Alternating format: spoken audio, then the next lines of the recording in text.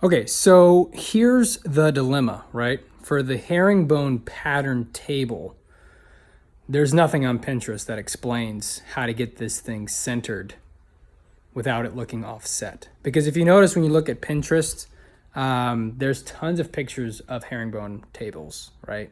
Some of them you'll notice the pattern actually shifts over to one side and becomes heavy on either the left or the right, depending on how they set up their guidelines. So the customer has requested a herringbone pattern dining room table. So I was like, yeah, sure, I can do that, no problem. I've laid a herringbone paver patio, so I have the idea.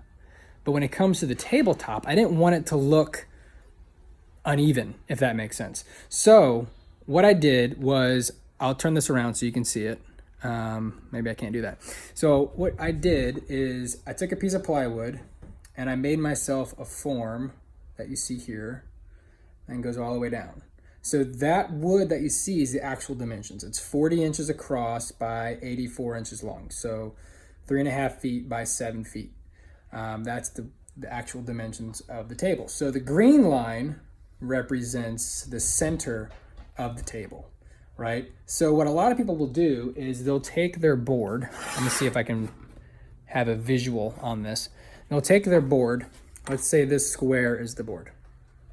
And they'll put it on that center line and put it at a, here, hold on.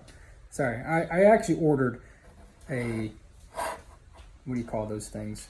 Tripod, there you go. It's not here yet. So they'll put the center line of the first board, right? Imagine this being the 90-degree angle, the point of the edge of the board, on that green line. The problem is, as it moves down the length of the table, it actually shifts. It begins to shift heavy on one side. It's not going to end up to where it looks symmetrical. And there's pictures all over that you can see. You'll pick it up now that I've pointed it out.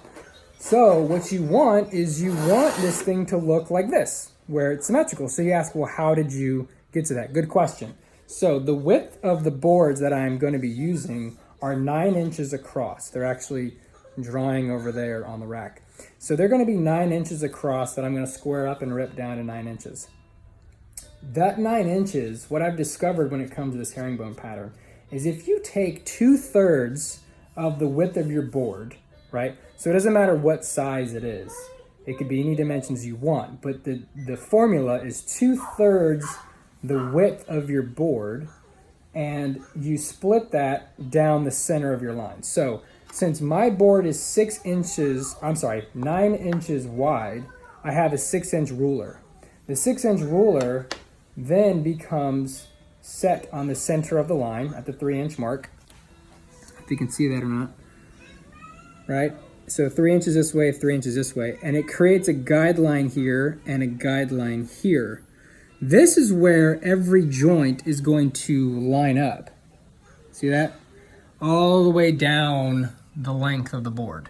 All the way down the length of the board. So this 6-inch ruler, if I leave it at 3 inches and slide it down, it'll hit the joint, joint, joint, joint, all the way down. And what that does is it splits the center of where this zigzag pattern meets. So that way, when you look at it visually, you see a symmetrical table versus heavy on one side and the other. I really hope this makes sense, because it's taken me probably about, 45 minutes, maybe an hour to get to this point. So anyways, that's it. That's all I got. And those are the punk kids. Everybody's got those. Punk kids. Punk kids. See what I mean?